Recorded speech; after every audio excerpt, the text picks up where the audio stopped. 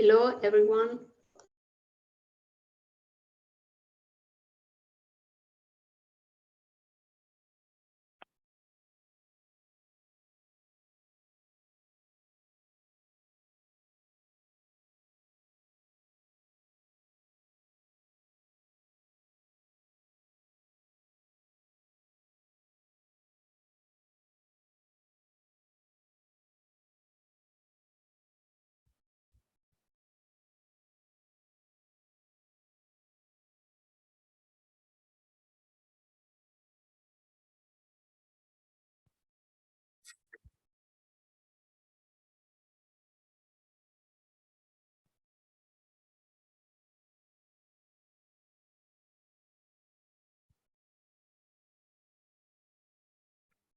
Ladies and gentlemen, welcome to the webinar on social investment in Latin America and the Caribbean. Thank you for joining. Before we start, my name is Andrea Sanchez from Alire, and I will be your host today. Just a few housekeeping rules. Following our guest interventions, we will have time to take your questions, so do not hesitate to share your thoughts by using the chat box. I will also be grateful if all the speakers be kindly bearing with their allocated time. Finally, we have simultaneous translation into English and Spanish, so you can select it in the Zoom options. Thanks again for being with us, and without further ado, let me pass the floor to the Secretary General of Finance in Common, Mr. Adama Marico, followed by Alide's Secretary General, Mr. Edgardo Alvarez, for some opening remarks. Please, Mr. Adama, go ahead. Thank you very much, Andrea. Thank you, everyone. Welcome, ladies and gentlemen. Of course, I am going to start my discussion today with you by thanking Alide and the Coalition for Social Investment for convening today's important event on social investment trends, discussing the challenges and opportunities of this main subject in the Latin America and the Caribbean. It's a pleasure, of course, to be with you, and thank you everyone to put this together. Today's event is particularly important somehow because it can facilitate the collaboration on this topic among different, public development banks, especially now on the road of the upcoming Financing Common Summit, which will take place from the 4th to the 6th of September for the very first time in the Latin American area. So really, let me start by reminding the collective effort we are supporting to scale up social investment, which are a prerequisite to achieve all the sustainable development goals, to realize low carbon transition, and to demonstrate resilience to the various and cumulative crises our countries are going through. The role of public development banks, which finance social infrastructure projects and different sectors, is more important than ever, because the condition for the success of an ecological transition in a country or a territory require the financing of new infrastructure, the training of the necessary human resources, and above all, a strong ownership by all socio-economic actors. Decent job, skills, or even fighting against bad conditions. So our condition of success to support an inclusive economic development, which supports at the same time the climate transition, the peace and stability in the area. At Finance in Common, we strongly believe that the social investment have a capacity to generate more resilience and better social and economic outcomes.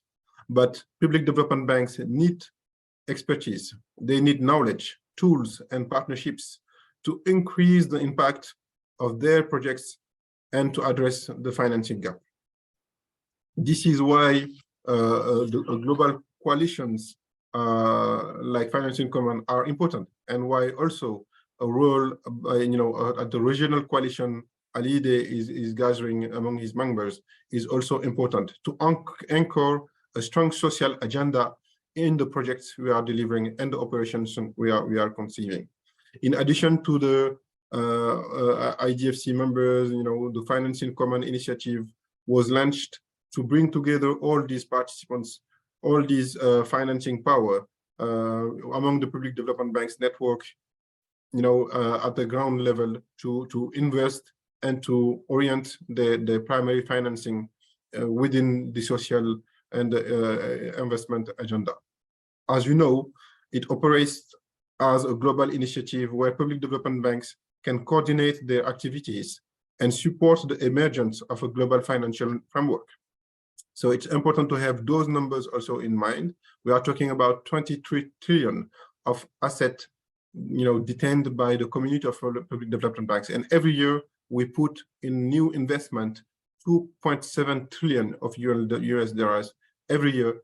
It's a huge amount we are investing in the economy. So giving to those investments a priority with a clear mandate on aligning our finance and guiding those finances toward SDGs and towards a green agenda and toward a SDG and social aligned investment. So all these actors can take a social objective into consideration, and how social is prioritized or even mainstreamed can have a very important impact. Today's event, I'm going to finish there, provides a rich outline of experience. It demonstrates that some of the champions around this table can also showcase and guide the discussion on the policy side, also the financing side and the project side are emerging in Latin America and the rest of the world. So I'm convinced that we will learn a lot from today's story, and looking forward to those discussions to happen. Thank you for your attention. Thank you, Mr. Marico.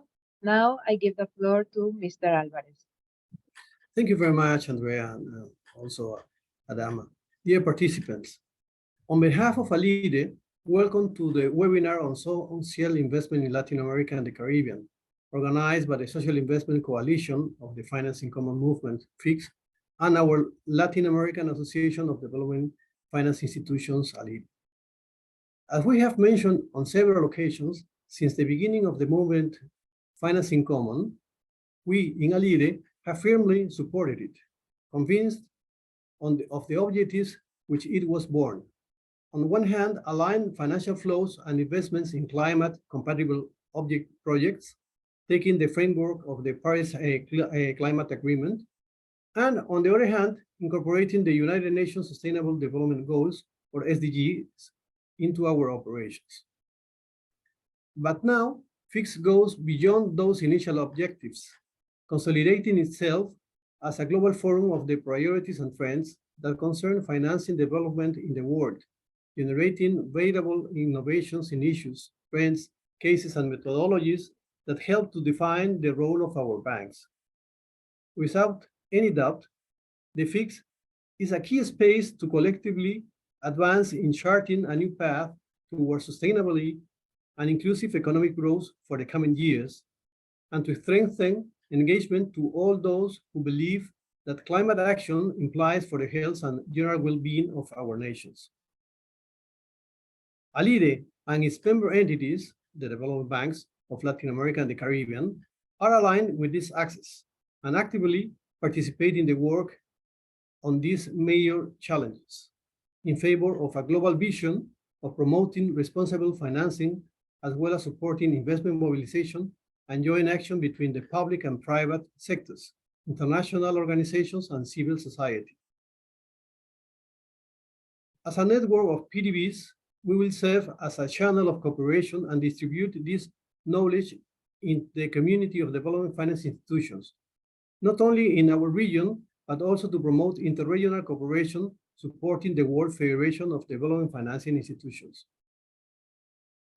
We believe that on the basis of the shortcomings that our societies revealed in recent crises, in particular the health crisis, it is very important and necessary to standardize the concept of social investment in public development banking. Historically, we have focused on the promotion of productive sectors, and more recently, environmental and social sectors. But we must be clear on what do we mean by social investment, what aspects does it imply, why it is important to incorporate it into banking action. I tell you, more than a decade ago, ALIDE, together with the Inter-American Development Bank, IDB, began a collaborative path towards green banking. This road has borne fruit, and we continue to help introduce new aspects of this approach to the agenda. So we believe that with the concept of social investment, we can also travel a similar path and debut in it with this webinar by the FiCS Coalition on the way to this year's summit in Cartagena de Indias, Colombia in September, as Adama sought. And now to our ALIDE General Assembly in San Pedro Sula in Honduras in a few more weeks from May the 31st to June the 2nd. We want to invite you to join the Social Investment Coalition and support it. From ALIDE, you will find an ally to spread their knowledge and proposals. In that regard, I announce that on the website of ALIDE, specifically in the Development Banking Hub, which is a platform of platforms on issues related to banking and financing development, we will dedicate a section to this dissemination with the identity image of the coalition, so that our community of financial institutions could find a repository of knowledge related to this field and continue exploring new activities that support our network of financial institutions. I want to greet and congratulate the people of the coalition, whom my colleagues at ALIDE assure me, and I'm pretty sure about this, do an extraordinary job. Isabelle Brun from the Development Bank of the Council of Europe, Regine Leroy from the French Development Agency, and Arthur Patot from the Secretary of FiCS at AFD. I would like to express our gratitude to the speakers and panelists who generously give us their time and knowledge to share in this webinar, and to you, all of you, the participants who are with us today. Your participation will contribute and ensure that this webinar is successful. One last thought. We must ensure that no one is left behind in the transition towards a low carbon economy. Thanks a lot. Many thanks, Mr. Alvarez. Let me now give the floor to Isabelle Brun, Senior Advisor, Sector Policy and Partnership of the Council of Europe Development Bank, which is co-leading the Coalition for Social Investment. Please, Mrs. Brun. Thank you. Thank you very much, Andrea, and thank you very much, Edgardo, for your kind words. So let me say a few words about the Coalition for Social Investment. It's an initiative of Finance in Common, which the CEB, the Council of Europe Development Bank, has been leading together with the Agence Française de Développement since it was launched in 2020. And I thank my colleague of the AFD, Virginie Leroy, who is with us here today. The coalition brings together around 20 institutions, including our sponsors, the UNDP, the ILO, the WHO, as well as the OECD, public development banks, and all the regional networks of DFIs, which constitute the World Federation of DFIs, many of which are present with us today. And ALIDE in particular was one of the very first ones to join us, and we thank them for that. As a background, let me recall that ample data underpins the importance of strong social sectors and quality infrastructure to increase communities' resilience, as Adama already mentioned. Data also shows that social investment helps achieving a fair transition, in particular following the recent COVID-19 pandemic. Investing in human capital and in well-targeted, well-designed, and well-implemented social infrastructure investments can simultaneously address social, environmental, and economic objectives by providing equitable access to quality and affordable services. It is very important to underline that social investments can and should be profitable, thanks namely to their multiplier effect.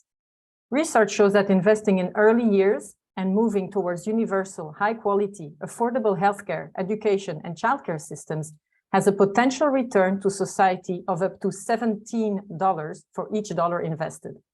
$1 invested in social protection has a return on GDP of up to $2 to $5 after only 2 years. And investing in health has an estimated fourfold return for every dollar invested. So these are hard facts.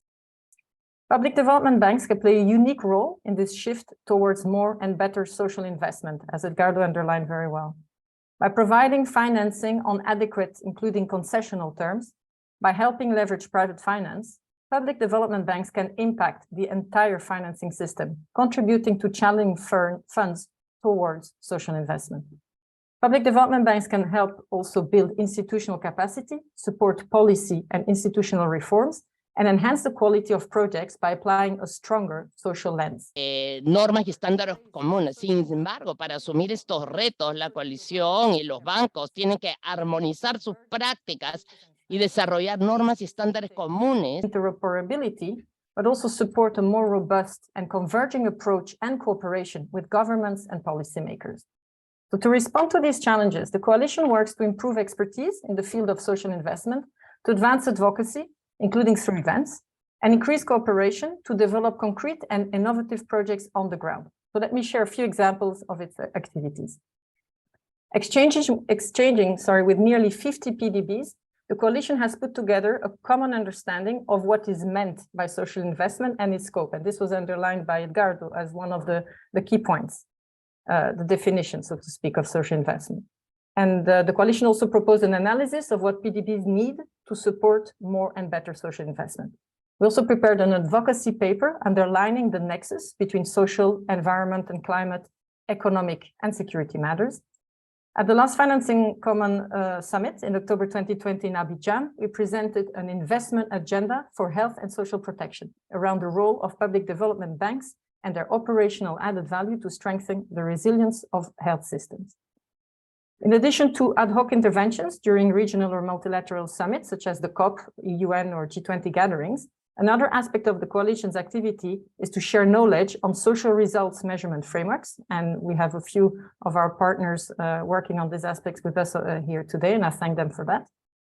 More recently, on 30 March, just a few weeks ago, the coalition hosted a conversation between the Director General of the ILO, Gilbert Rungbo, and representatives of public development banks and civil society organizations to discuss the policies and investments needed to support social justice and just climate transitions. This event gathered over 200 people representing more than 60 institutions and helped showcasing the critical role of public development banks, which already do finance projects globally and which could do even more to accelerate the just component of these transitions to benefit people and the planet.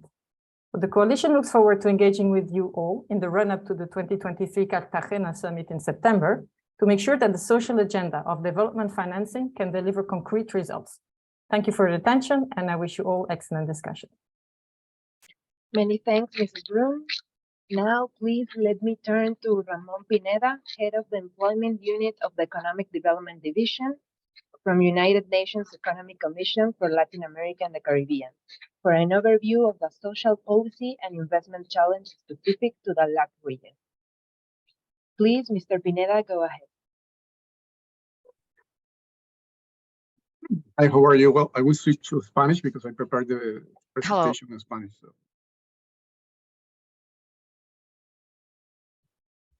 Bueno, antes que nada, un placer. First of all, it is Esta es una presentación, tengo como 7 minutos para hacerla. No se asusten porque tiene 10 láminas. Voy a hacerla en el tiempo adecuado, pero quisiera dejarle, sobre todo para fines futuros, cierta información que creo que vale la pena compartir acá. Lo primero es hablar de que antes de la crisis de la pandemia ya la región, América Latina, estaba prácticamente estancada en términos de crecimiento y generación de empleo. Estos dos gráficos están mostrando esa situación donde observamos que después de la crisis de la deuda, la región no ha logrado sostener tasas de crecimiento similares a las que tenía antes. En los numeritos que están arriba, un poco pequeños para ustedes, pero que lo van a poder ver con calma luego, vemos que básicamente durante la década 2010-2019 la tasa de crecimiento fue exactamente igual a la tasa que exhibió la región durante la década perdida. En materia de empleo, el cuadro no es muy distinto. Luego de la crisis de la deuda, la región no ha logrado sostener tasas de crecimiento en la generación de empleo similares a las que tenía antes de eso. Y nuevamente son la baja inversión y el estancamiento de la productividad uno de los factores fundamentales que inhiben el crecimiento y la generación de empleo. Y aquí estamos hablando de formación bruta de capital fijo. Si hablamos en particular de lo que se refiere a la inversión en social, los cuadros son similares o incluso peores. Durante la pandemia, los distintos gobiernos en la región hicieron esfuerzos enormes por aumentar el gasto para tomar, priorizando las transferencias corrientes, tanto a hogares como a sectores productivos, para evitar tanto el colapso de la capacidad adquisitiva de los hogares como el cierre definitivo de empresas.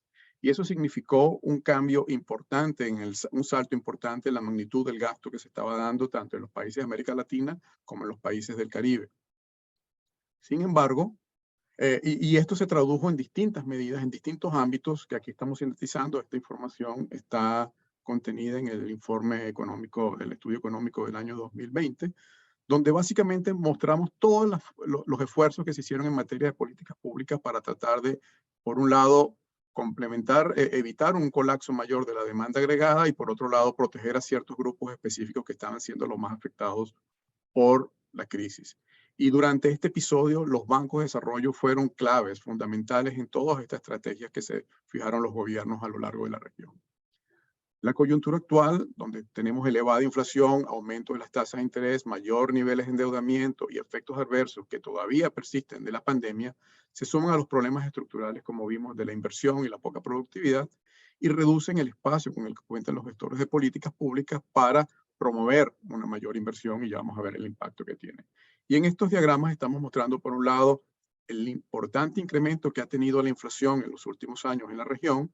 En este gráfico estamos excluyendo las economías de inflación crónica y en el otro gráfico estamos mostrando qué es lo que ha pasado con la trayectoria de la deuda pública en los países de América Latina. En el Caribe la dinámica es similar, donde observamos que también se ha venido experimentando un incremento en la deuda mucho antes de la pandemia, pero que en la pandemia alcanzó un nivel máximo.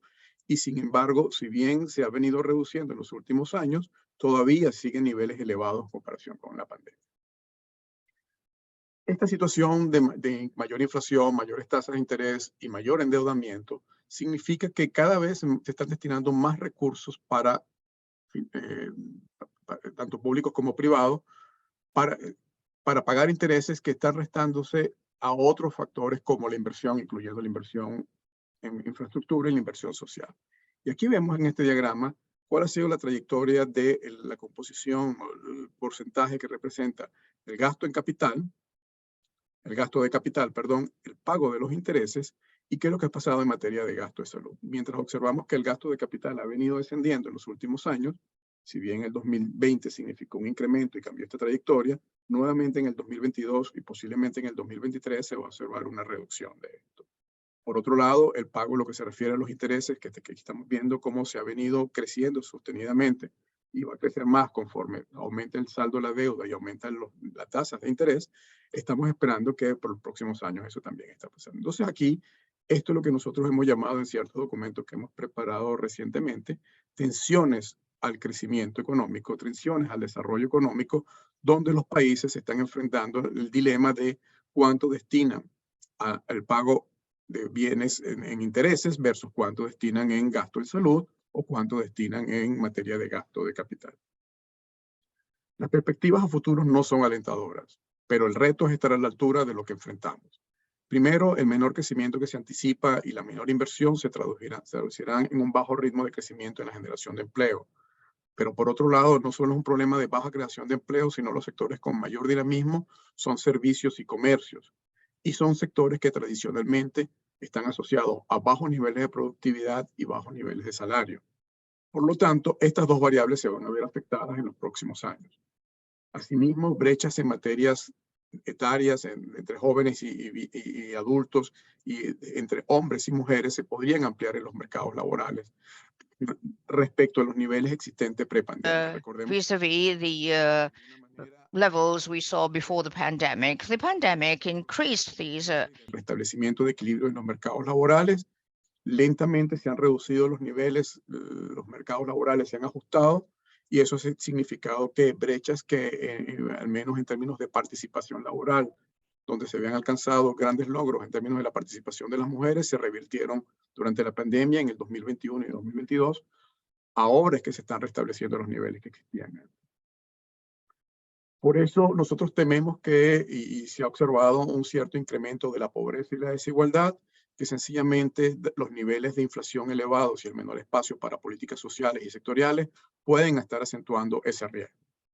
Adicionalmente, como ya ha sido señalado anteriormente y muy bien, la región enfrenta grandes retos en lo que se supone al cambio climático para los países del Caribe, para muchos países de la región, los costos financieros que implica enfrentar los huracanes, las tormentas y en otros, todos los riesgos que implica el cambio en sectores como la agricultura por cambio climático, van a ser acompañados dentro de poco por una transición energética, y una transición energética que va a significar grandes esfuerzos en materia de infraestructura, pero para otros países va a significar grandes retos en materia de sacrificios de recaudación y de capacidad productiva, y por otro lado van a significar grandes movimientos y sacrificios sociales y económicos para ciertos sectores. Es decir, la región debe estar preparada para enfrentar el cambio climático, la transición energética, pero también para los retos que va a significar este periodo de transición. Y como había dicho, el papel de la banca de desarrollo va a ser clave en todo esto. Ha sido clave durante mucho tiempo, se hizo muy notorio su importancia y su efectividad durante la pandemia, pero en la actualidad el papel se hace más importante todavía porque facilitaría en gran medida la ampliación de espacio para las políticas públicas, pero también facilitaría la capacidad de reacción de los sectores privados ante los retos que está enfrentando la región.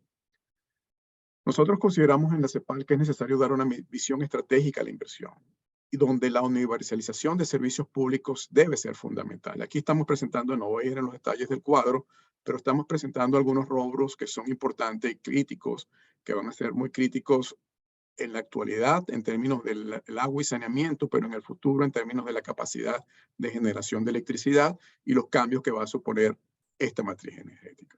Pero como bien se dijo anteriormente, mejorar la salud pública, el medio ambiente y en general la inversión social genera empleo. Genera empleo y normalmente es empleo de calidad.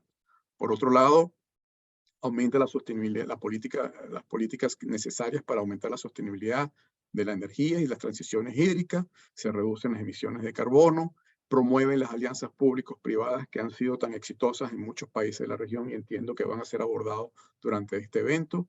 Adicionalmente, crea incentivos grandes para la integración tanto económica y energética a nivel regional.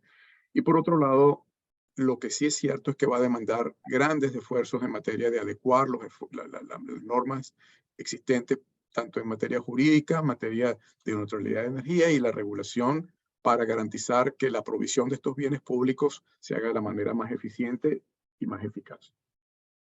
Adicionalmente, son necesarias políticas públicas productivas y laborales para impulsar la inserción laboral, en especial entre mujeres y jóvenes, pero también para promover el aumento de la productividad. Hay que aprovechar el reto que implica la transformación digital que se está dando para, a través de programas de capacitación, promover esa inclusión digital entre jóvenes y mujeres, promover el financiamiento del emprendimiento de estos grupos que han sido tradicionalmente afectados y dejados atrás en alguna medida, pero fueron especialmente afectados durante la pandemia. Asimismo, es necesario mejorar los mecanismos de coordinación entre los verdes. Además, aquí hay un sesgo en algunas de las cosas en materia laboral, porque precisamente nosotros pensamos que la inversión y la dinámica de los mercados de trabajo, la inversión social y la dinámica de los mercados de trabajo van a ser claves en el futuro de la región. Adicionalmente, es necesario apoyar, impulsar políticas sectoriales para la activación de sectores productivos como el comercio y el turismo, no solo que fueron grandemente afectados por la pandemia, sino que van a ser efectivamente afectados por la transición energética y constituyen espacios y oportunidades para mejorar la inserción tanto de jóvenes como de mujeres. Adicionalmente, como ustedes mejor que nadie lo saben, es necesario extender y profundizar los programas de apoyo a las pequeñas y medianas empresas, no solo para favorecer las políticas de inserción laboral y de empleo, pero sobre todo para propiciar una transformación productiva y digital que favorezca el aumento de la productividad a lo largo de la región. Y adicionalmente, un aspecto que nosotros aquí en la CEPAL le hemos dado mucho énfasis y creemos que es fundamental para balancear un poco las desigualdades que existen en el mercado de trabajo, pero en general en la actividad económica entre hombres y mujeres, es la necesidad de potenciar la economía del cuidado. Durante la pandemia quedó en evidencia la carencia de una estructura de economía del cuidado adecuada en la región, lo que significó la separación temporalmente, en algunos casos por mucho tiempo, más de lo que se pensaba inicialmente, de mujeres, en especial de mujeres jóvenes de los mercados de trabajo y de los sistemas educativos. Y eso fundamentalmente pasa por la no existencia de un balance adecuado entre la corresponsabilidad entre hombres, mujeres, Estado, mercado y familias en este concepto de la economía del cuidado.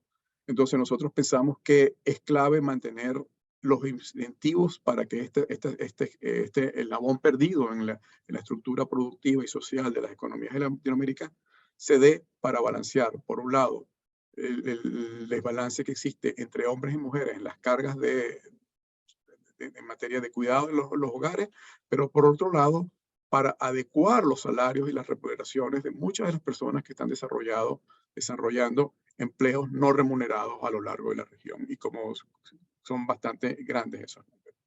Para no excederme los 6 minutos, lo dejo hasta acá y estoy a la orden para cualquier pregunta posterior. Thank you very much for these contributions, Mr. Pineda. Muchísimas gracias por su aporte, señor Pineda. We now move from the policy context to the operations and the role that public development banks and development finance institutions can play to meet this challenge. We will hear from two national development banks, AFD from France and TSA-KB from Turkey, who will present us how they envisage their social investment projects and activities. We will also hear from the European Investment Bank, which is developing an integrated social impact framework with tools to better measure the impact of such operations. First, we invite Mr. Carlos Soto Iguarán from AFD. Please go ahead.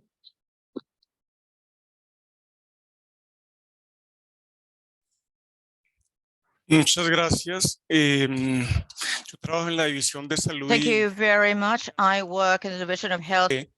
Y quiero agradecer este espacio para compartir algunos proyectos desarrollados por la AFD en la región y que de cierta manera contribuyen a responder a los retos que fueron claramente presentados por el colega de la CEPAL y que podrían ser además un ejemplo para futuros cofinanciamientos con otros bancos públicos de desarrollo.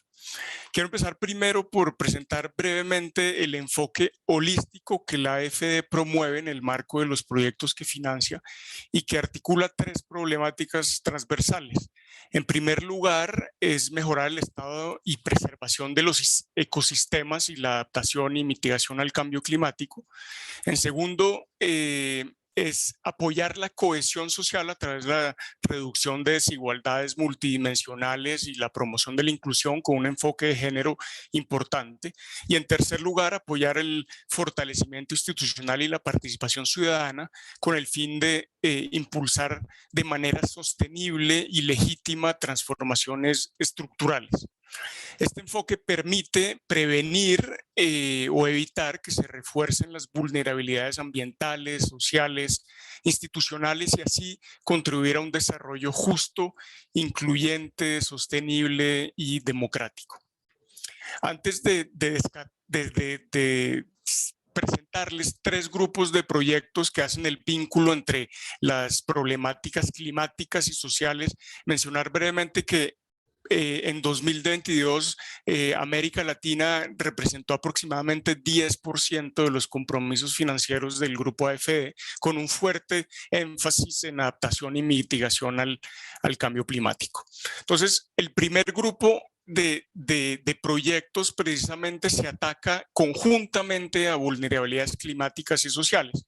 Y aquí destaco un proyecto en México, una línea de crédito a una institución financiera, FIRA, que busca la promoción de prácticas agrícolas modernas, rentables, sostenibles y que permitan al sector agrícola mejorar, resistir mejor a los impactos del cambio climático. Y lo interesante es que esta línea de crédito se acompaña de una subvención financiada con fondos delegados de la Unión Europea que permite financiar las poblaciones más vulnerables, mejorar sus capacidades y abaratar la oferta financiera. En Ecuador, en 2022, en cofinanciamiento con el BID, en el marco de la recuperación de la pandemia, se hizo un préstamo de políticas públicas que se concentró en medidas para la integración de mujeres al mercado laboral y la promoción de empleos verdes. Y aquí se tiene en particular un focus, una focalización en género, pero también en el sector agrícola. Luego, haciendo o en línea con la agenda de inversión social propuesta en el FiCS, en el marco del FiCS en Abidjan, existen otros proyectos que buscan fortalecer los sistemas de salud y protección social. En la región, en Costa Rica y en México, se desarrollaron cooperaciones técnicas que buscan apoyar la construcción y adecuación de hospitales verdes y resilientes. La idea es, se desarrolló una herramienta que mide el impacto que tienen estas infraestructuras en su entorno, midiendo la energía, el uso de energía, agua, residuos, pero también cuestiones de gobernanza que permiten así limitar la huella de carbono, pero también hacer que estos hospitales tengan un impacto limitado en su entorno. En República Dominicana estamos trabajando en un proyecto bastante innovador de protección social adaptativa que busca movilizar los mecanismos de protección social para mejorar la gestión de los recursos hídricos en una cuenca en el sur del país que está afectada con alta vulnerabilidad social y sufre de deforestación y de los efectos de los cambios climáticos. Aquí la idea es promover emprendimientos y empleos verdes y el pago por servicios ambientales. Luego, el COVID-19 demostró que una crisis sanitaria puede desbordar en una crisis social y económica de alto impacto, y hay la necesidad de apoyar inversiones que permitan mejorar la capacidad de prevenir y responder frente a futuras pandemias. En 2020, la FD hizo una donación a la Agencia Pública de Salud Pública del Caribe, CARFA, precisamente para apoyar la vigilancia de enfermedades infecciosas y la resiliencia de los sistemas en relación al cambio climático. E igualmente a la CAF se le dio una línea de crédito para financiar la compra de vacunas en el medio de pandemia. Como saben, en el medio de la pandemia, y como saben, en este contexto se abrió el debate de la necesidad de asegurar cierto nivel de independencia en materia de producción local de vacunas. Y ahí yo pienso que es interesante hacer el vínculo con la iniciativa que tiene la Unión Europea y América Latina para la fabricación de vacunas y de medicamentos. Mi colega Arthur está enviándoles vínculos a algunos de estos proyectos. Links of some of these projects. Estoy mencionando. Luego, además de los proyectos, creo que es importante mencionar que la FD ha desarrollado ciertas herramientas, estos instrumentos que permiten fortalecer el diálogo de políticas públicas e informar la toma de decisiones, y en particular que faciliten o que vehiculen estas inversiones sociales. En México, por ejemplo, hay una facilidad que busca analizar las causas de las desigualdades, y existen modelos también macroeconómicos como el GEM o la metodología CEQ que permite también evaluar la estructura de impuestos y el impacto de modificarla o de modificar las transferencias sociales. Y resaltar también que internamente la FD tiene un instrumento que permite medir ex ante y ex post el impacto de los proyectos en materia de desarrollo sostenible. Entonces, uno al momento de presentar un proyecto al Consejo de Administración evalúa el grado de impacto del proyecto en estas áreas, en diferentes áreas, que puede condicionar que se valide el financiamiento e incluso influir sobre las condiciones financieras. Ya voy a terminar mi charla simplemente haciendo una invitación para que sigamos estrechando vínculos entre todos los bancos públicos de desarrollo presentes con el fin de lograr mayores colaboraciones, mayores cofinanciamientos. Ya cada una de las instituciones tiene impactos importantes, lograríamos más si lo hacemos juntos. Las temáticas, la CEPAL lo mencionó algunas. Yo creo que la protección social adaptativa, la transición justa, producción local de vacunas son algunas de las ideas, la preparación contra próximas pandemias, y yo pienso que es importante el desarrollo de herramientas que nos permite identificar oportunidades y maneras de alinearnos. Importante también que intercambiemos sobre experiencias, sobre cómo podemos colaborar, cómo hacemos líneas de créditos entre bancos nacionales y bilaterales o regionales o multi. Y básicamente la invitación es que este webinario y el espacio de aquí a Cartagena en septiembre tracemos una hoja de ruta y allá podamos prepararla e implementarla en los años a venir. Muchísimas gracias. The next few years. Thank you. Many thanks, Mr. Soto. Now we give the floor to Mrs. Sevilay Kiran, Loan Analysis Department Head and Social Impact Working Group Head from TSKB, Turkey. Please go ahead. Hello, thank you, Andrea. It's a pleasure to be with you. First of all, I would like to say that. And let me start a short introduction. Industrial Development Bank of Turkey was established in 1950 with the support of World Bank, Central Bank of Turkey, and a shareholding of private commercial banks. We are Turkey's first privately owned development and investment bank. We have been supporting Turkey's sustainable economic growth since our foundation, based on our long-lasting collaboration with our stakeholders through a broad area of corporate banking, investment banking, and also advisory services. We serve as knowledge banking with a strong technical team, including economic researchers, engineers, and financial analysts. We continue to build in-house capacity by these teams.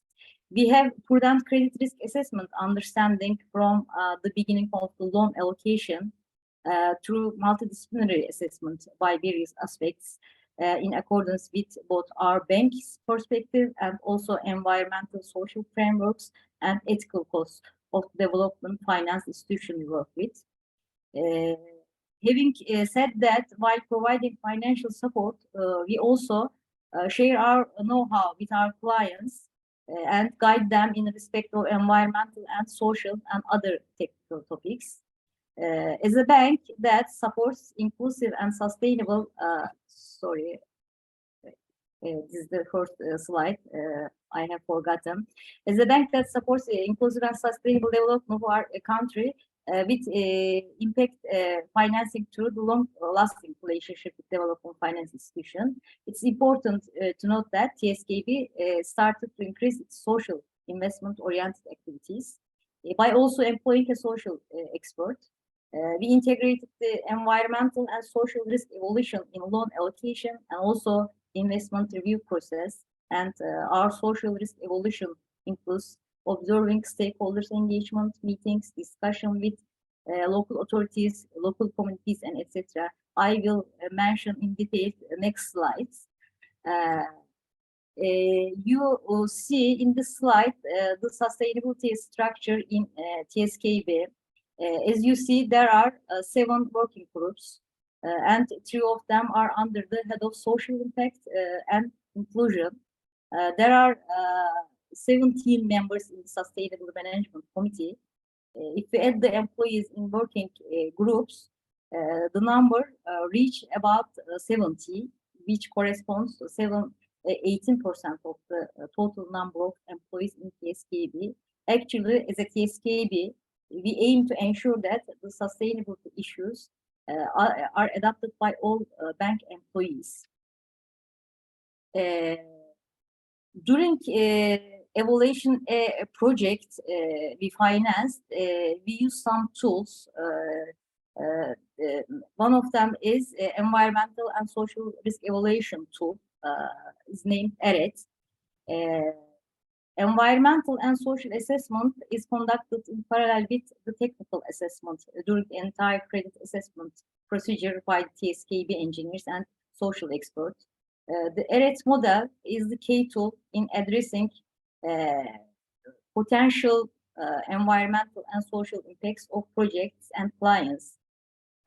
While environmental issues, as you know, were predominant in environmental and social risk assessment in the past, but in the recent years, the importance of social issues has increased. So, as TSKB, as a bank, we have employed a social expert in this context. And also, Performance de los clientes que estaban trabajando con los préstamos de capital, con el grupo de trabajo de nuestro banco.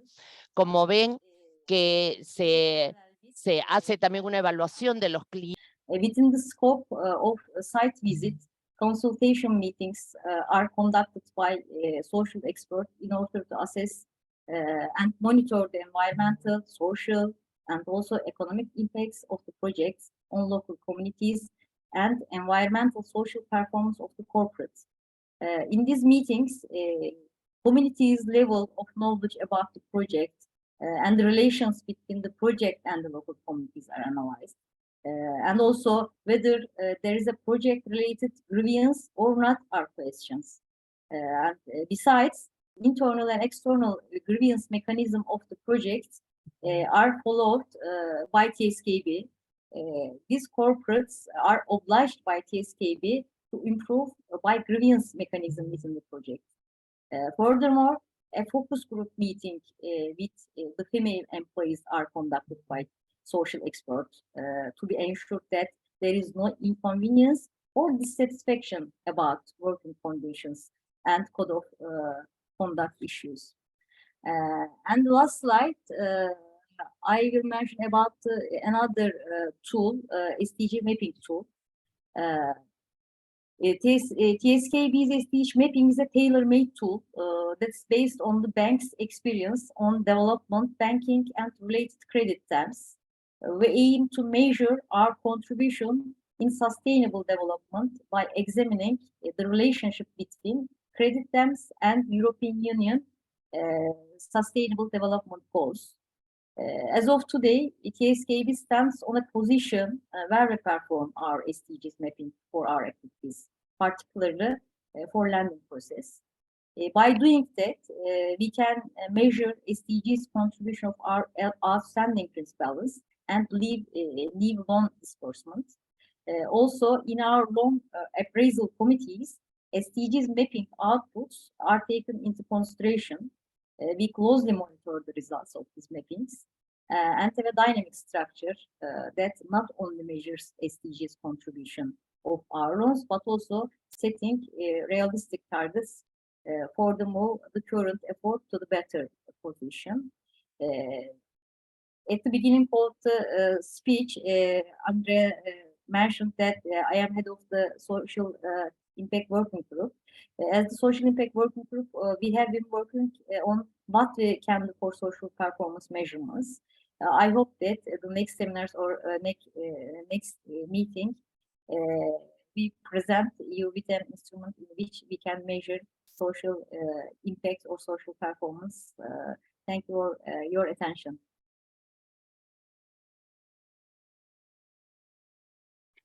Many thanks, Mrs. Kiran. Now, we want to give the floor to Julia Chambers and Jasmine Bagni from European Investment Bank.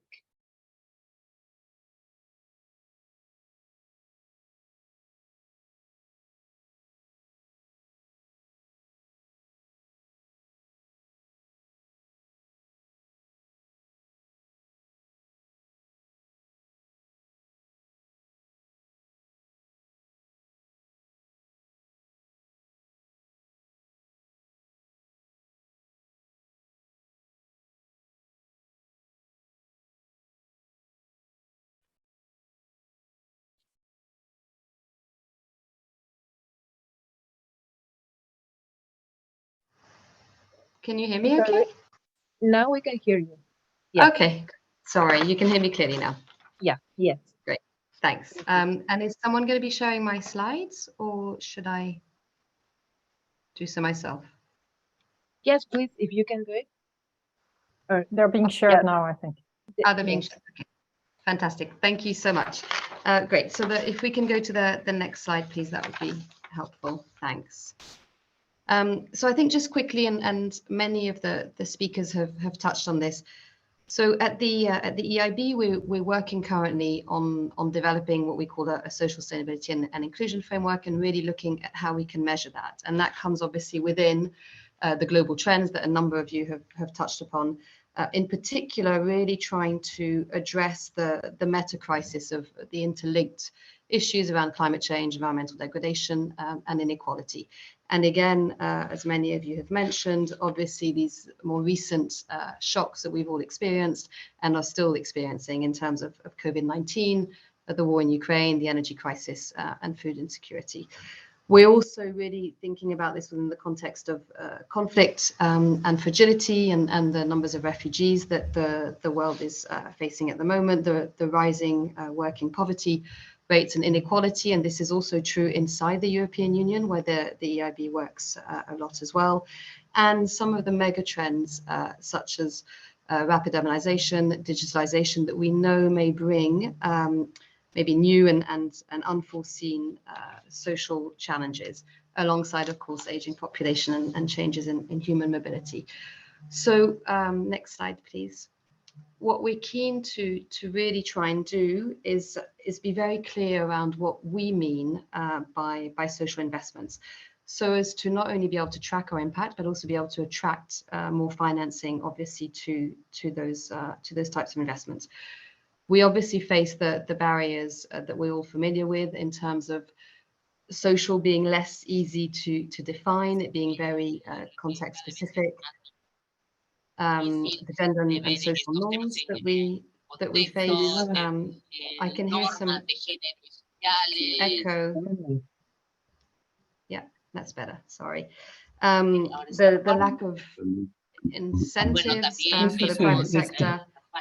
Is it just me? No, I hear it too. It's not just there's strong feedback. Yeah. Great, we'll try again. Thanks. Obviously, public sector constraints, etc. And so, as I said, I think what we're really keen to try and do is work towards a single typology for ourselves at the EIB in terms of social, what we mean by that, and how to attract it. So, next slide, please. Thanks. So, where we are now, institutionally, is that we have a wide variety of policies, of tools, of targets in certain areas, in the social areas, and we're really trying to pull that together in order to, on the one hand, make a much stronger case for building back better, for the relevance of socially sustainable and inclusive investments. As I said, to provide a single and durable conceptual framework on the one hand, and on the other, this typology of social impact projects. And with that, and this is where we're facing the most challenges, clarity on what really counts in terms of volumes as contributing to social sustainability and inclusive finance. And as a result, be able to track and communicate that in a simple yet meaningful way. So these are all big challenges. On the next slide, please. So where we're at in terms of how we view socially sustainable and inclusive investments and our lens, so to speak, when it comes to that, is our starting point is what we refer to as uphold. This is very much the human rights and risk mitigation and do no harm aspect of our work, which we apply across everything that we do, and looks at our social standards around resettlement, labor rights, conflict risk assessments, for example, preventing violence against women and girls. And we also have a new, more recent standard looking at our work through financial intermediaries. So that's very much our starting point. And then we organize our work around three broad thematic areas when it comes to social sustainability and inclusion. The first one is very much around what we refer to as include, which is really looking at those projects that have specific efforts to increase their positive social benefits and can importantly point to those social outcomes. And linked to that, those that focus primarily on investments in social infrastructure and human capital. The second bucket, so to speak, is the one we refer to as REACH, and these are the targeted projects that we do.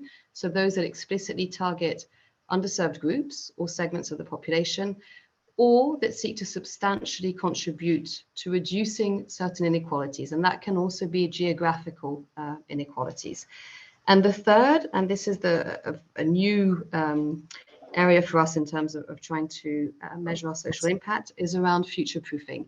So what we're trying to do is also really look at how we prevent future inequalities and social vulnerabilities and the risk of enhanced inequalities. So this really very much focuses on informing our work with analytical evidence and really supporting the approach of our projects to highlight that potential contribution. And this is a very difficult, obviously, area to measure, but is very much the work that we do around just resilience, just transition, migration, forced displacement, prevention of conflict and fragility.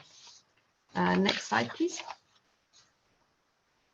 So in terms of the intended outcomes and the types of indicators that we are hoping to be able to track and look at, under our include work, this is very much the focus on access really to health, to education, to care, to the care infrastructure, to housing.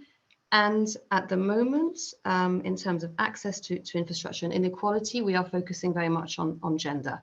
And that is simply because we're able to track it. And we really are trying to put in place the systems to track other forms of inequality as well.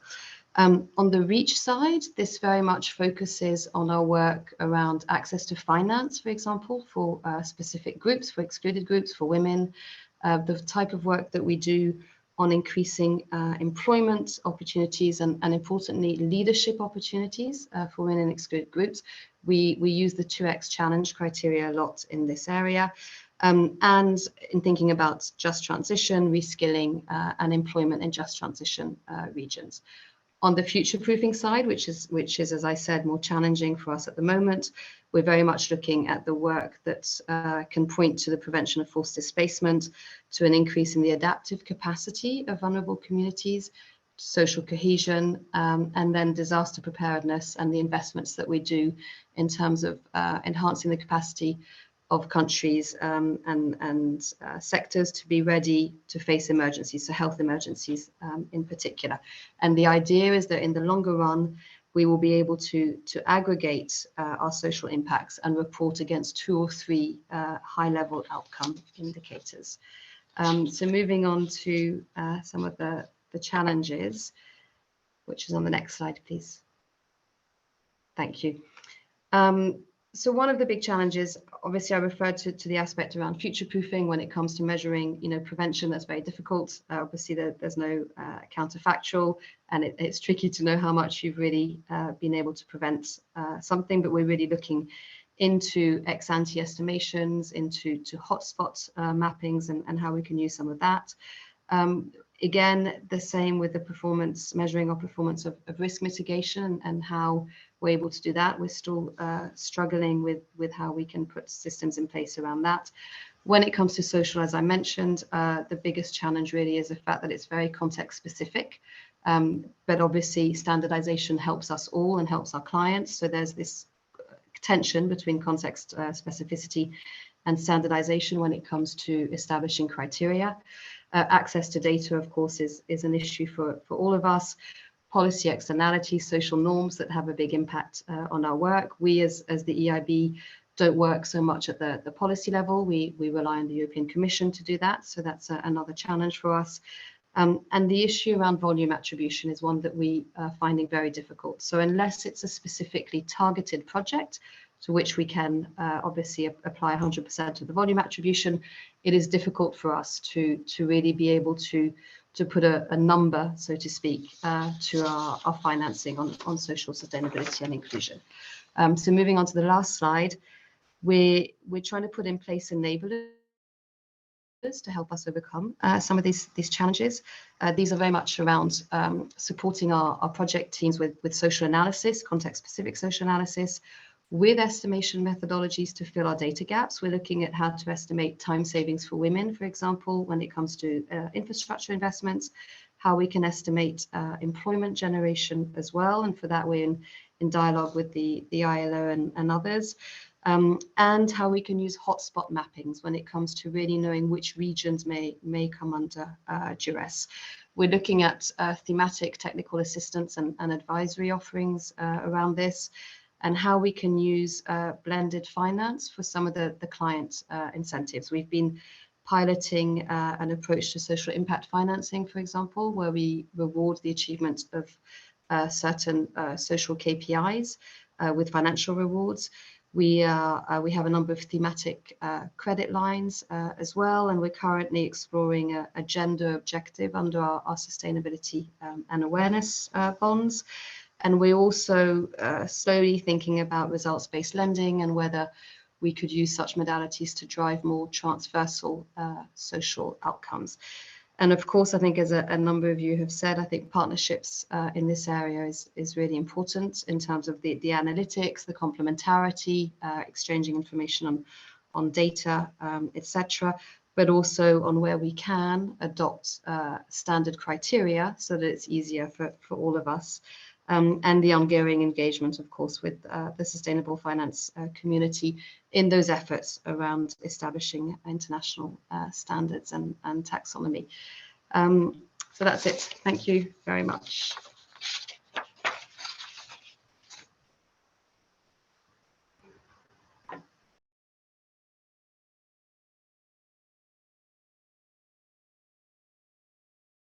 Thank you very much, Mrs. Chambers.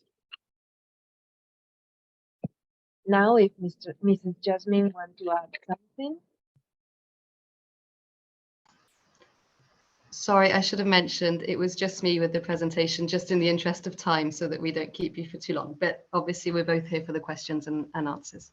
Okay, perfect. Thank you very much. Thank you. So now we will move to the third part of today's event and look more in depth on the financing side of social investment in LAC. Let me first turn to Marcos Mancini, Senior Advisor and Finance Sector Hub from UNDP, who will inform us about some of the financial instruments in use for impact investment targeting social SDGs in LAC. Please, Mr. Mancini, go ahead. Thank you very much. Can you hear me? Can you hear me? Perfect. Yes, we can hear you.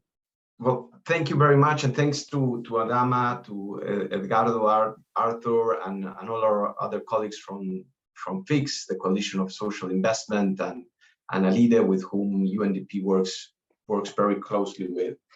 In the interest of time, so that we can give space for Q&A, let me make 3 points and try to be as action-oriented as possible. One is on the emergence of social investments and the social investment agenda in international forums. The other one on gaps for social and the barriers, and the role of PDBs and the coalition of social investment in this space. On the first one, on the emergence of social investment in international forums, the G20 last year took on the topic of transition finance and developed a transition finance framework that many of you have referenced the topic already. We'll share the framework after this call. This year, in particularly, the G20 is reflecting on scaling up social impact investment instruments.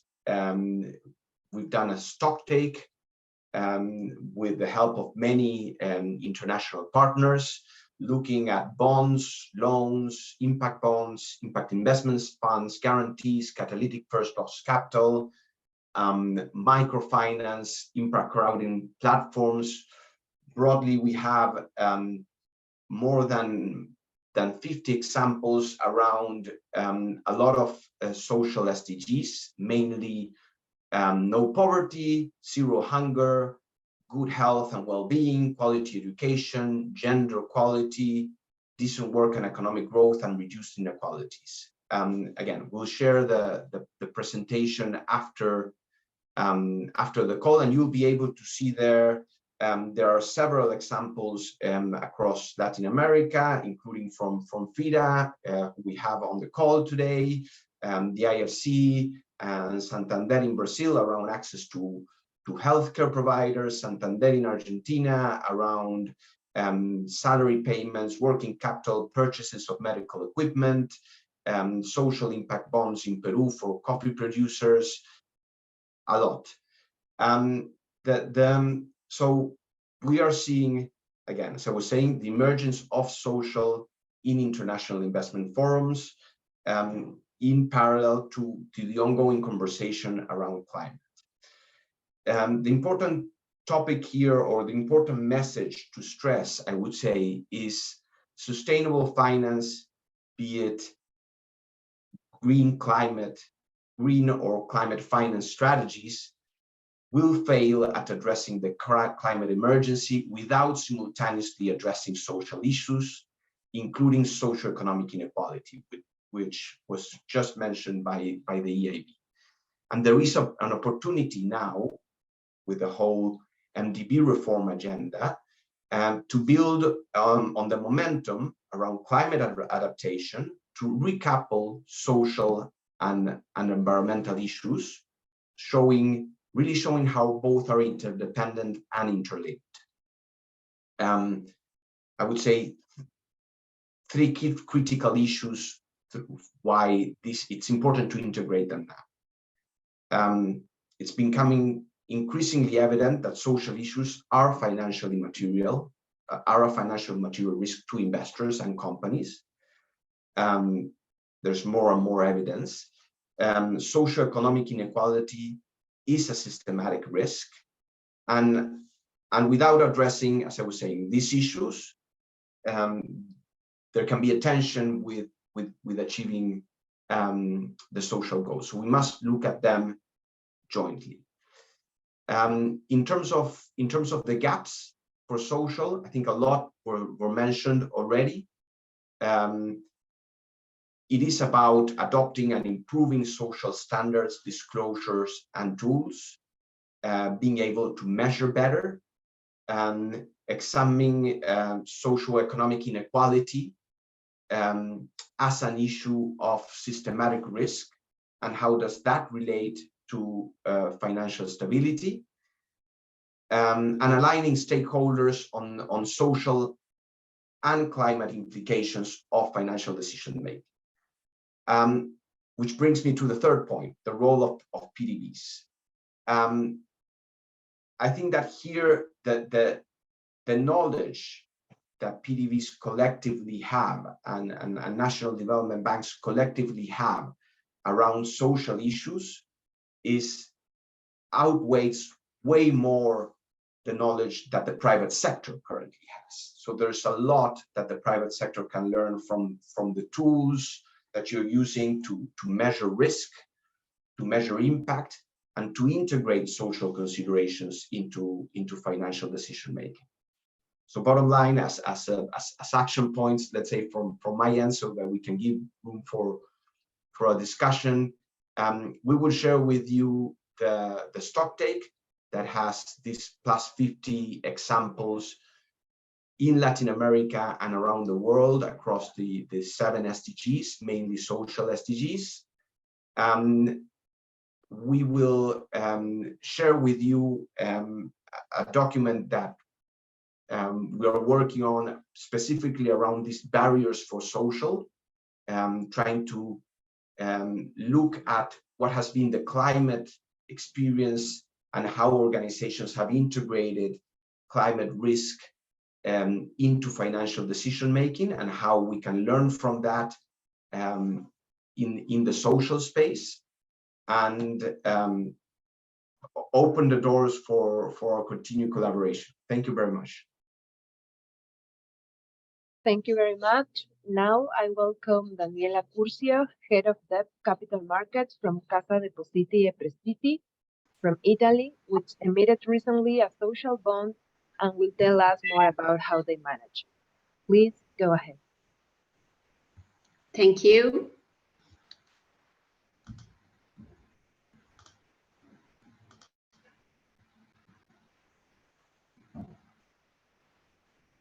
Did you see the presentation? Now we can see. Yes. Now we see the presentation. Okay, thank you. Thank you, everyone.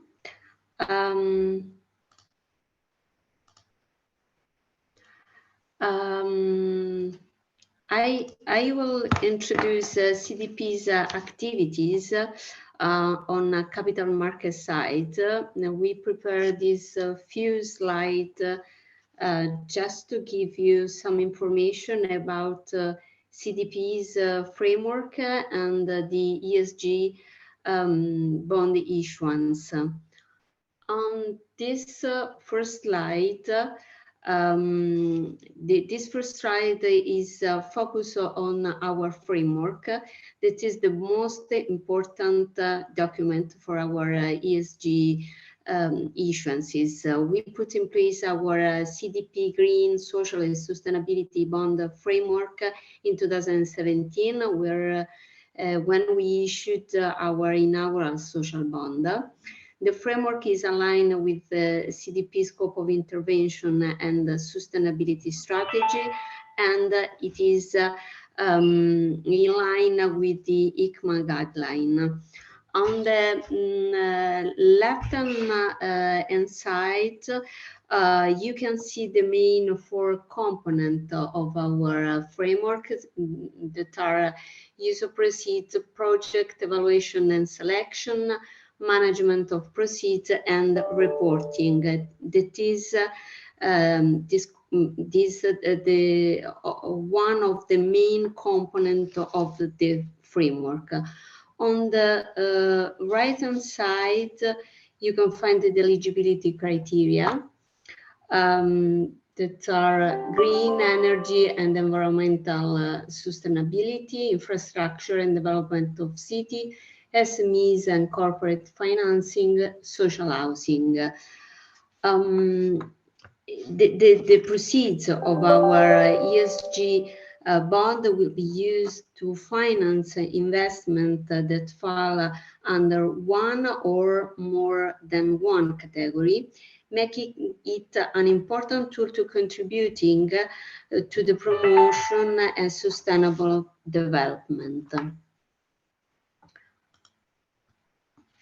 Here, in order to give you an idea of our activity under this framework, in this slide we selected two of social bond issuances.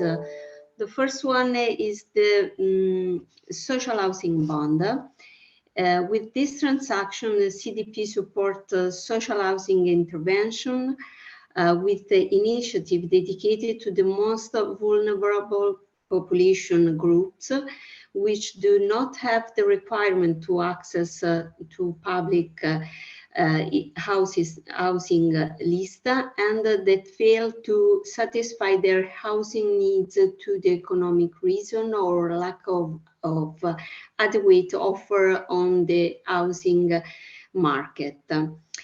It was the main successful social bond for CDP. It is worth noting that we receive strong interest from investment. The reason I believe, it is linked to the fact that we identify clearly the target population and the scope of intervention, two aspects that was much appreciated from the market. I like to give you some more information about this social bond in terms of number. We finance 235 projects involving more than 11,000 beneficiaries. On the right-hand side, you can see the COVID-19 Social Response Bond 2020. Through this bond, we support the Italian companies hit by the coronavirus emergency. This initiative took place during an unprecedented liquidity crisis, so that we decided to issue a bond aimed to finance micro and small companies with the aim to support their liquidity needs as a result of the coronavirus emergency. We support in particular Italian companies located in the south of Italy, foster their growth and supporting the social cohesion. Again, just to give you an idea in terms of number, we finance more than 6,000 of Italian corporate. Here, to date, we issued 9 ESG bond for a total amount of 6 billion. As you can see, CDP is the most active on the social space. In fact, CDP is one of the major social bond issuers in Europe. And only recently, in line with the strategy plan 2022-2024, that identify a climate section is one of the 4 major issues, we issued the inaugural green bond. More information of our issuance are available on our on CDP website. I think in the interest of time, I stop it my brief presentation. Thank you. Thank you very much, Mrs. Curcio. Now I welcome Mrs. Daisy D'Aquino Filocre, Development Analyst from Banco de Desenvolvimento de Minas Gerais, which has a strong record of aligning their operations with the Sustainable Development Goals, and will provide a perspective from a subnational actor. Please, Mrs. Daisy.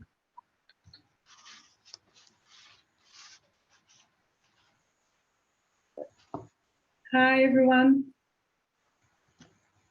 Good morning. Can you see my screen? Yes. Okay, so it's a great pleasure to have the opportunity to present BDMG's perspective on social investment. Thank you for the invitation. The Minas Gerais Development Bank is a public financial institution with the purpose of promoting the state's economic, financial, and social development. For more than 60 years, BDMG has actively supporting the public and private sectors, and our strategy is based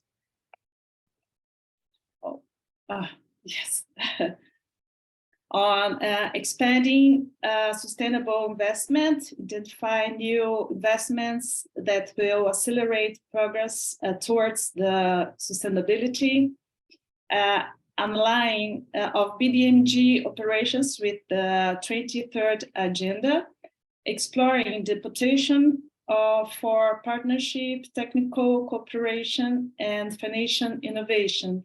It means forming alliances and technical cooperations with the main aim of seeking the new knowledge on how developed institutions adapt to the global agenda. That said, in November 2019, through a technical cooperation with IDB, we start the path towards the sustainable bond assurance. Briefly, the first step was developing the SDG framework and the GHG emissions calculator. Then the IDB has also assisted the bank in the process of certifying the insurance.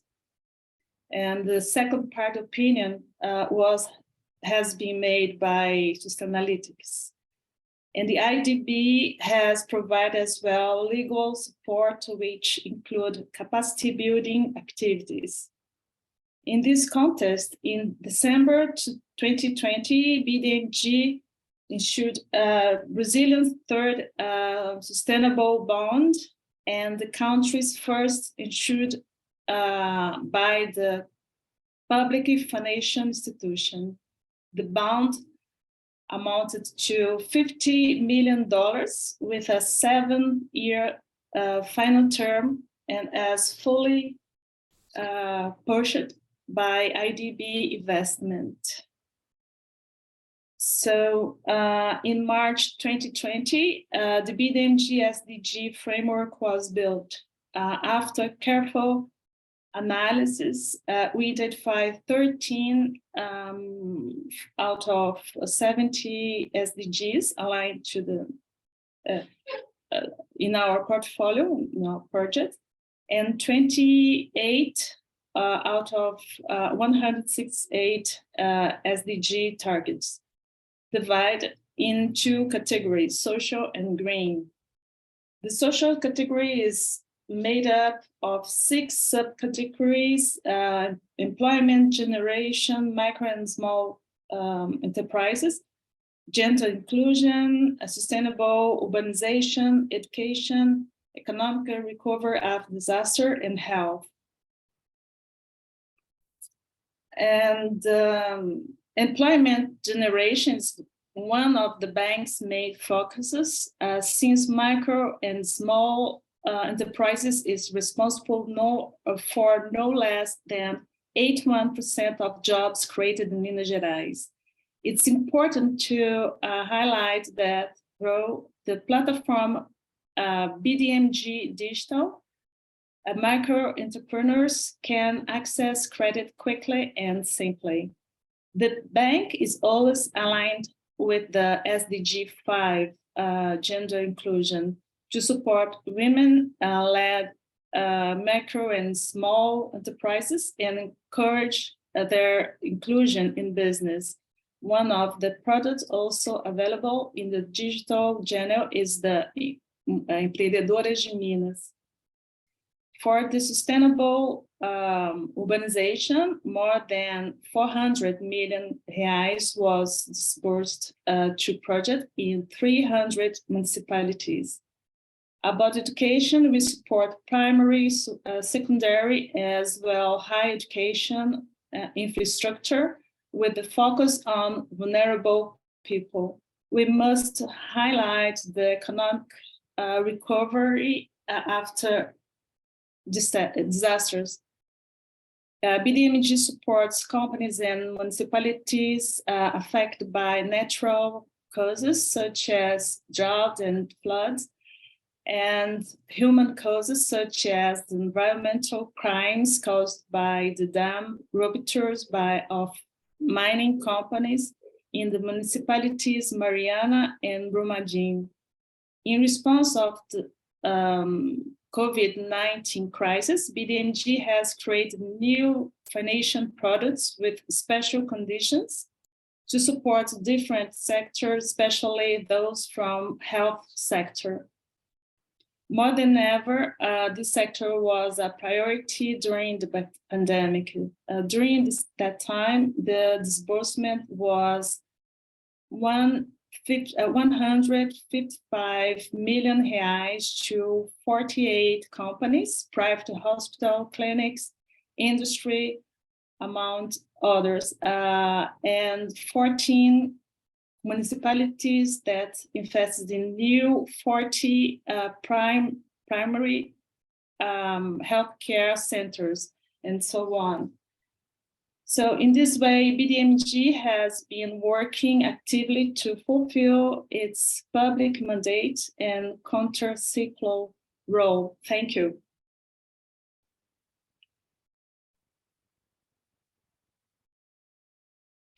Thank you very much.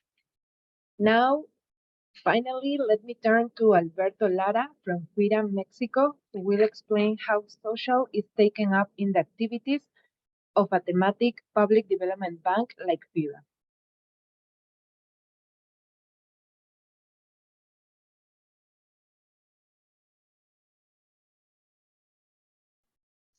Hola, buenos días a todos. Hello, good morning to you all. Hola, buenos días a todos. ¿Sí me escuchan? Sí, lo escuchamos. Muy bien. Gracias por la invitación. Es para nosotros en FIRA un orgullo compartir las experiencias recientes que hemos tenido en materia de financiamiento sostenible. Entiendo que estamos muy ajustados con el tiempo, entonces voy a irme un poco rápido. Nada más decirles que en FIRA somos una institución ya de más de 66 años. Somos un banco de desarrollo que opera en segundo piso, dedicados al financiamiento del sector agroalimentario y rural en México.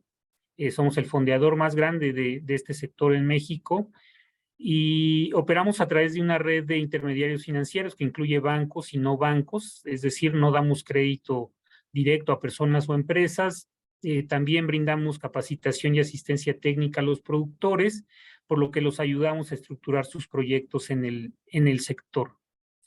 En el programa que tenemos en FIRA establecido por primera ocasión en este periodo incluyó los Objetivos de Desarrollo Sostenible de la ONU, es decir, se consideraron como una base para elaborar nuestro plan. El plan aquí en México por mandato de ley se tiene que elaborar de acuerdo con el plan de la Administración Federal. Entonces, tenemos un plan para el 2024 que incluye, elementos del Plan Nacional de Desarrollo, el Plan Sectorial y, como digo, los Objetivos de Desarrollo Sostenible de la ONU. En este sentido, establecimos 3 objetivos prioritarios que incluyen inclusión financiera, productividad y eficiencia, y el financiamiento responsable y sostenible. Justamente de este tercer elemento es de donde se derivan algunas de las acciones que hemos realizado en materia ambiental y social ya desde hace algún tiempo. Aquí nada más quiero mostrar un poco pues la línea de tiempo de las acciones que FIRA ha ido tomando en materia ambiental y social y adoptando mejores prácticas gracias a alianzas que hemos tejido con diferentes organismos internacionales que incluyen el Banco Interamericano de Desarrollo, la Agencia Francesa de Desarrollo, el Banco de Desarrollo Alemán, el Banco Mundial, la CAF también, entre otros, ¿no? Nosotros desde el 2013 empezamos a introducir un sistema de administración de riesgos ambientales y sociales en nuestro proceso de crédito. Quedó debidamente ya formalizado y automatizado y puesto en nuestros procedimientos y sistemas a partir del 2018, por lo que los créditos superiores a $10 millones tienen que pasar este filtro. Hemos realizado diversas acciones a lo largo del tiempo que incluyen la emisión de bonos verdes desde el 2018, que se hizo la primera edición, que tuvo su segunda y tercera en 2019 y 20. Hemos realizado emisiones de bonos sociales de género en 2 ocasiones. Realizamos el primer bono de inclusión financiera en México. Tenemos ya un reporteo bajo estándares internacionales. Estamos usando el estándar del SASB. Tenemos ya 2 reportes en este sentido. Bajo el estándar del GRI hemos publicado nuestros reportes desde el 2008.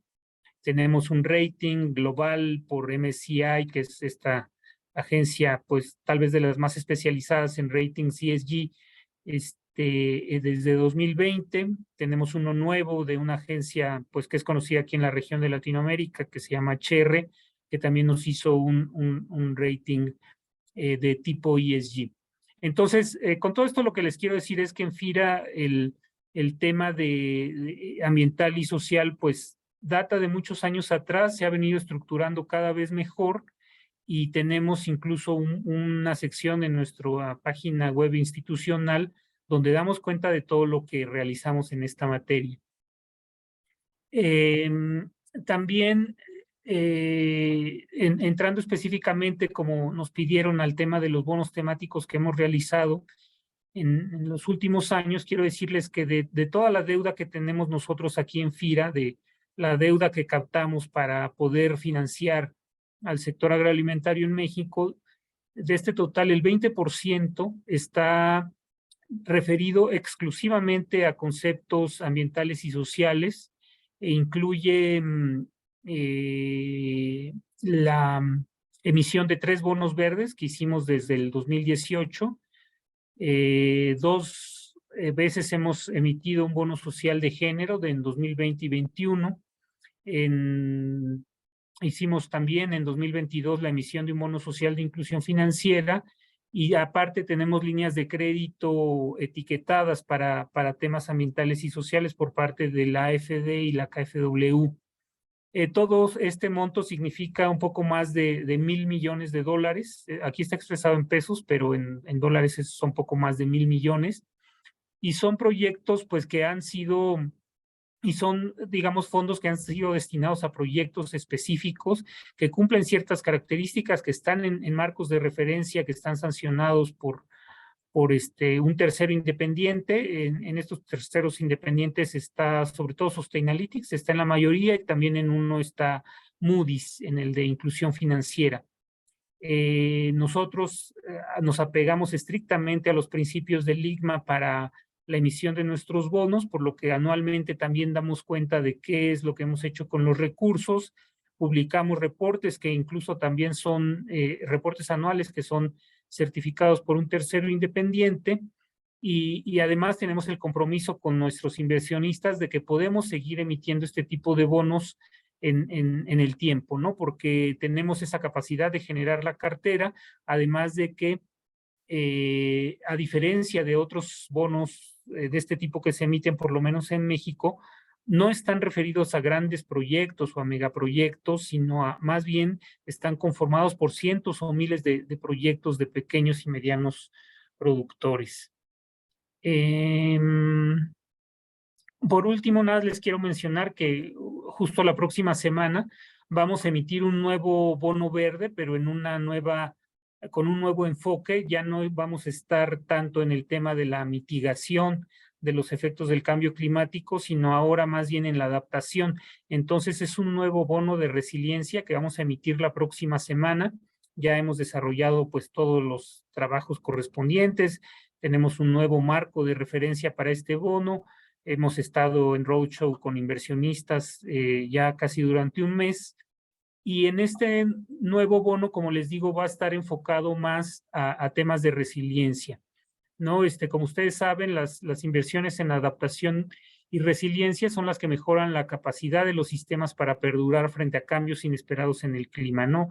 Aquí asumimos que el cambio climático y sus efectos ya están aquí, y ahora es cómo hacemos para adaptarnos a esa nueva situación.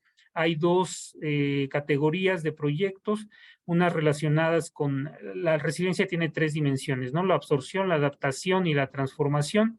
La absorción es sobre todo qué tan preparado estás para aguantar los choques que te llegan, y la de adaptación se refiere más a cuánta capacidad tienes para ajustarte o cambiar las características de un sistema para responder mejor a las perturbaciones que lleguen.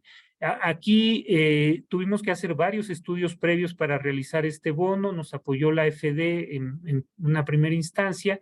Después trabajamos con esta otra institución que han de conocer, internacional, GGI. Y bueno, se desarrolló toda una metodología y al final llegamos a una nueva taxonomía para este tipo de proyectos que apoyen la resiliencia en el sector agroalimentario y rural en México, ¿no?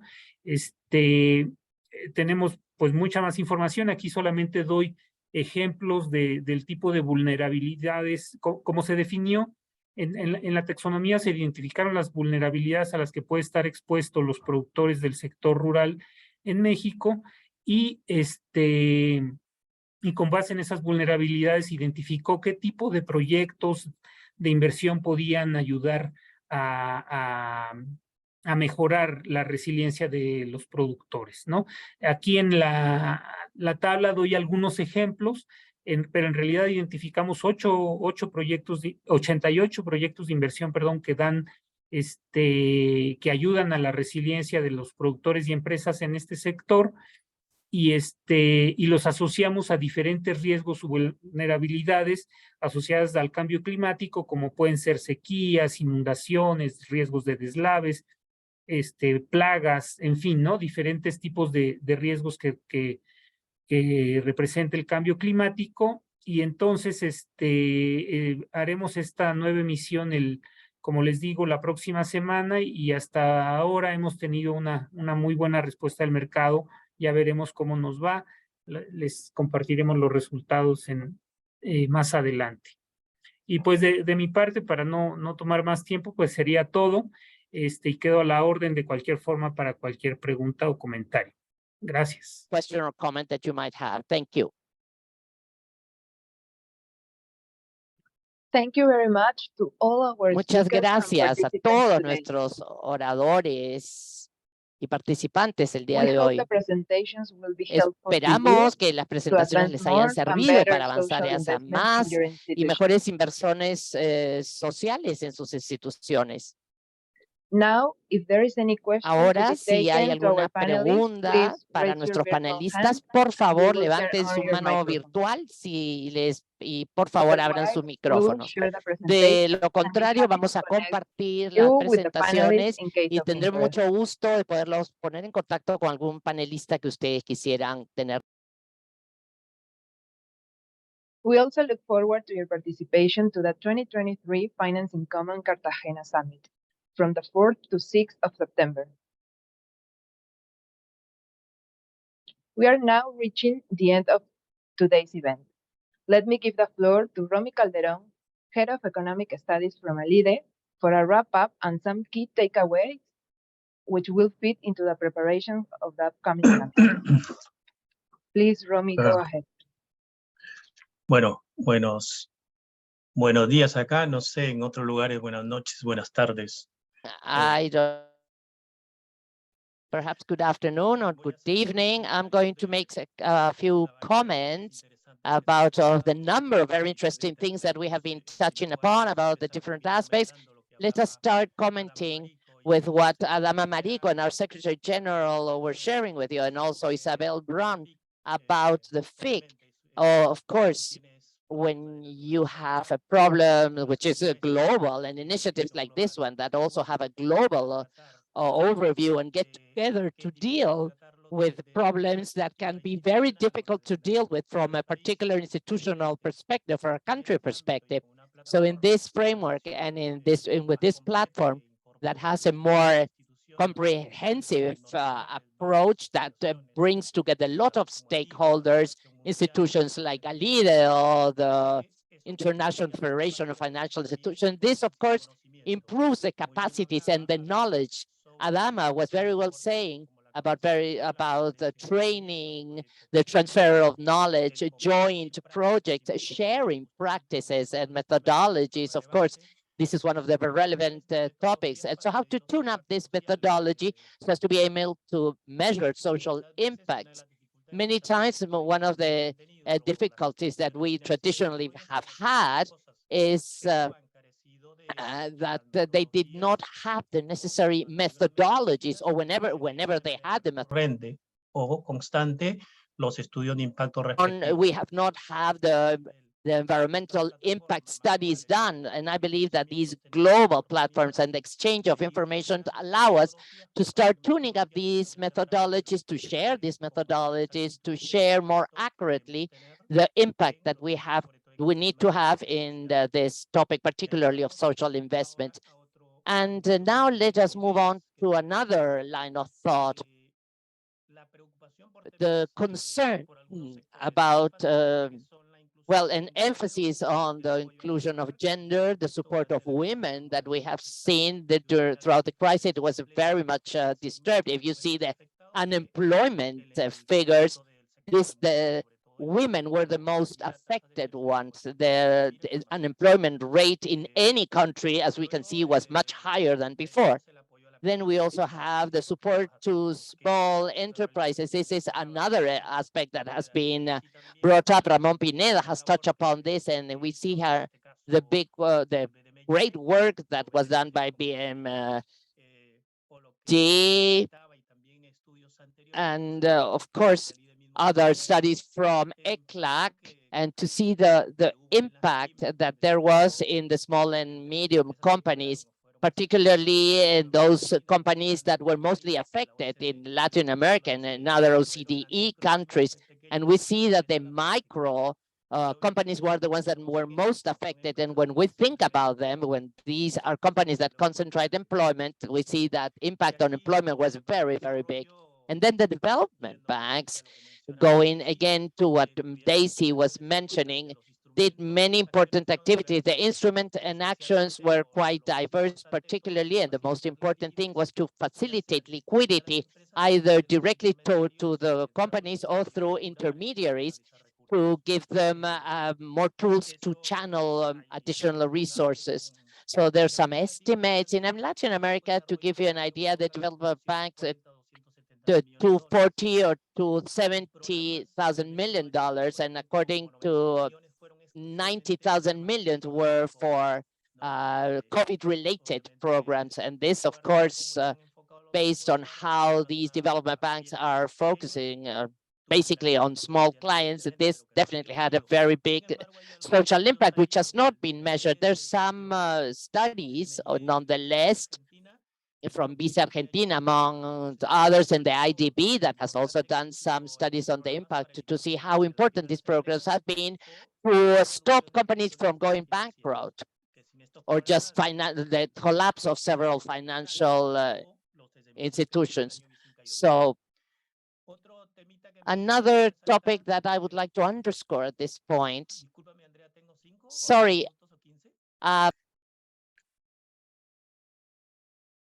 Solo 5 minutos, sí. Ya, entonces lo último que voy a tratar es touch upon. Well, that talk about development bank it's really thrilling. We're talking about social investment, ladies and gentlemen. Well, the other topic are what the different speakers were mentioning, Isabel, Graciela, Cedilar, at the level of the institutions, the different instruments and mechanisms that you are developing to channel funding and to also attract resources are sobre los diferentes tipos de bonos. Y también se hablaba mucho de lo que en perspectiva van a hacer los bancos, ¿no? Algunos bancos ya tienen alineados, digamos, sus programas a los ODS para ver la contribución a los ODS, los otros están en camino o en perspectiva de hacerlo, y eso obviamente nos va a llevar a tener mejores mediciones del impacto que tienen nuestras instituciones, ¿no? En fin, hay una serie de cosas que podríamos comentar, pero son 5 minutos. Gracias, muy amables. Since time is short, I would like to finalize here. Thank you very much. Thank you very much to everyone for your muchísimas participation, and to our speakers for their valuable contributions. Now we would like to take a quick group photo. So please, I will be turning all the attendees into panelists so they can access to their cameras. So please, we ask for a little patience. Thank you very much.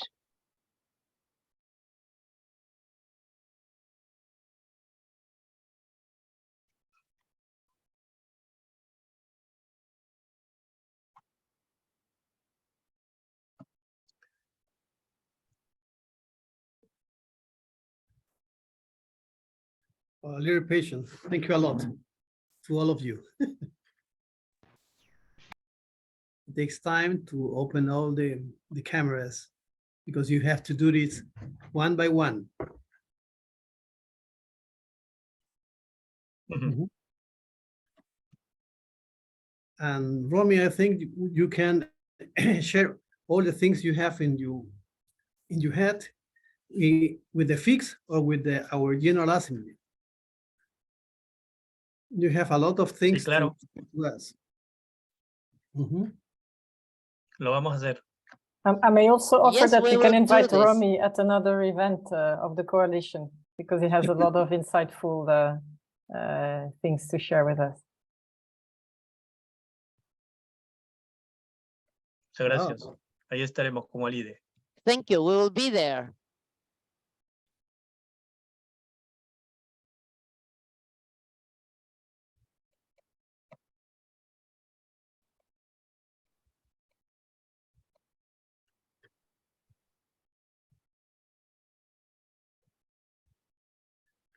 Okay.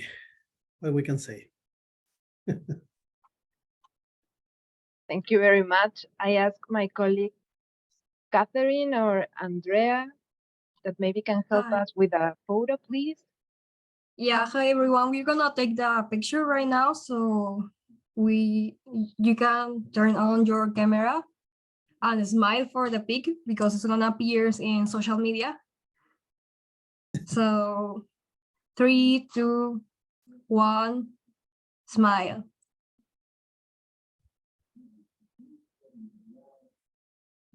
I'm gonna take another one just in case.